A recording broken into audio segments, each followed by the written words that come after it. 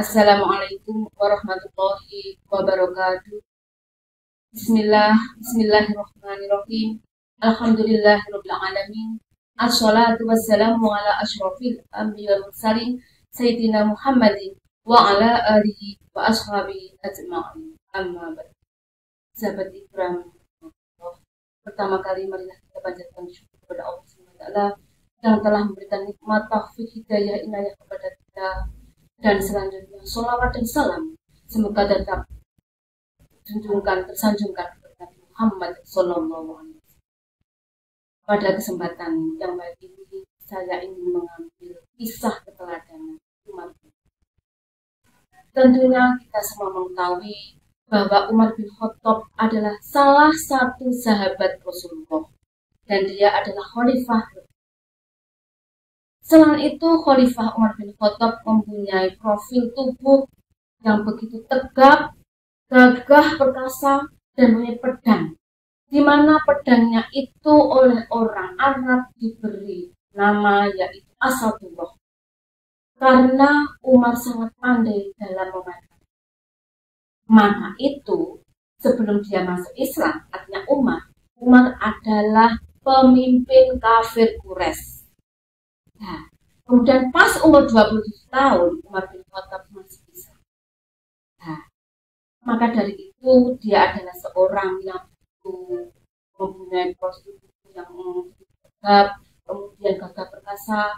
Maka marilah kita pelajari, kita ambil teladannya. Apa yang perlu kita teladani? Yang pertama, beliau adalah mempunyai ketegasan, keberanian. Hal ini beliau buktikan saat beliau memimpin hijrah. Oleh Rasulullah diberi kewenangan untuk memimpin hijrah dari kota Mekah ke kota Madinah. Yang biasanya hijrah ini dilakukan pada malam hari. Karena saat itu dipimpin oleh Umar, di mana Umar itu orangnya yang begitu tegas, maka dilakukan pada siang. Kemudian dalam tengah perjalanan melewati hutan, di hutan itu ada sekelompok orang-orang Quraisy yang siap untuk menantang. Pada tempat itulah Umar sebelum diketahui oleh orang kafir Quraisy, dia menantang. Wahai para kafir Quraisy, saya hari ini akan melaksanakan hijrah bersamaan dengan orang muslim. Tolong berilah kesempatan saya untuk.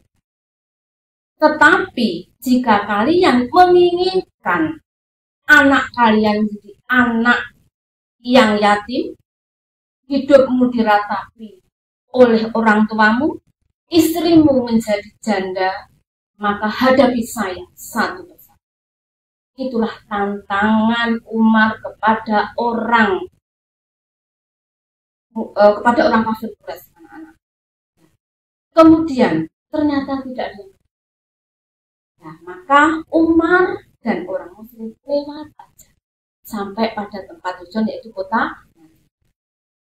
Yang kedua yang kita perlu contoh, yang kita teladani yaitu Umar warak dalam hidupnya.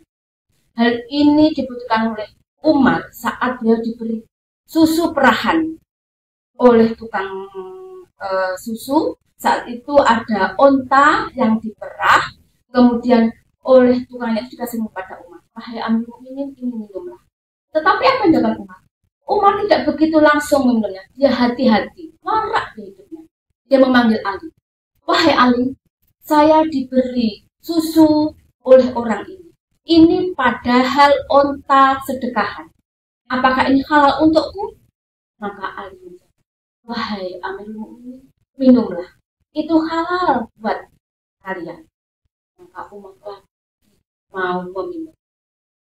Yang ketiga yaitu kesederhanaan. Umar sangat sederhana dalam makan, dalam pakaian. Ini beliau buktikan juga yaitu pada saat dia menjadi khalifah terjadi masa paceklik. Di mana masa paceklik itu hidupnya sulit, makan juga sulit. Nah, dia tidak berani makan dengan mewah-mewah. Dia cukup makan dengan apa adanya. Dia selama 1 tahun tidak makan daging. Kemudian dia berpakaian sederhana, pakaiannya bertambalkan 4. Padahal dia seorang khalifah yang kaya, karena dia sangat sederhana. Kemudian yang keempat, yang kita contoh, yaitu dia merakyat. Dia sebagai khalifah, sebagai presiden, dia merakyat. Hal ini dia buktikan. Suatu malam hari dia berkeliling mengetahui keadaan masyarakatnya. Pas di suatu desa terpencil, beliau mengetahui bahwa ada rumah yang dihuni oleh 4 anak dan 1 janda. Janda itu merebus air, anaknya menangis semua. Kemudian Umar mendengarkan dari luar. Apa yang dilakukan seorang ibu itu? Anaknya bertanya, kapan matangnya ibu? Sebentar lagi nak, ibunya menjawab itu. Anak satunya bertanya, ibu saya lapar. Iya sabar nak. Kemudian satunya bertanya lagi, bu saya lapar. Semuanya bertanya, ibu menjawab cuma sabar, sabar. Akhirnya keempat anaknya itu karena sudah capek, maka langsung tidur. Setelah mengetahui tidur, maka Umar masuk mengetuk pintu dengan aslam. Assalamualaikum. Perempuan itu kaget, malam-malam kok ada seorang yang lagi masuk, 2 orang. Kemudian apa yang kamu lakukan seorang ibu? Wahai ibu, ibu menjawab, merebus. Apakah yang kamu rebus? Tolong dibuka. Umar melihat yang direbus ternyata adalah batu. Hatinya Umar itu merangkak. Mana mungkin batu direbus akan bisa matang? Umar cuma mengatakan, Umar bertanya lagi kepada ibu, wahai ibu, apa ibu tidak benar? Ibu menjawab, cuma menggeleng. Sudah berapa hari? 3 hari. Anak itu 2 hari. Ya Allah, Umar benar. Kemudian Umar minta izin kepada ibu itu, dia pulang, tapi tidak menuju ke istana.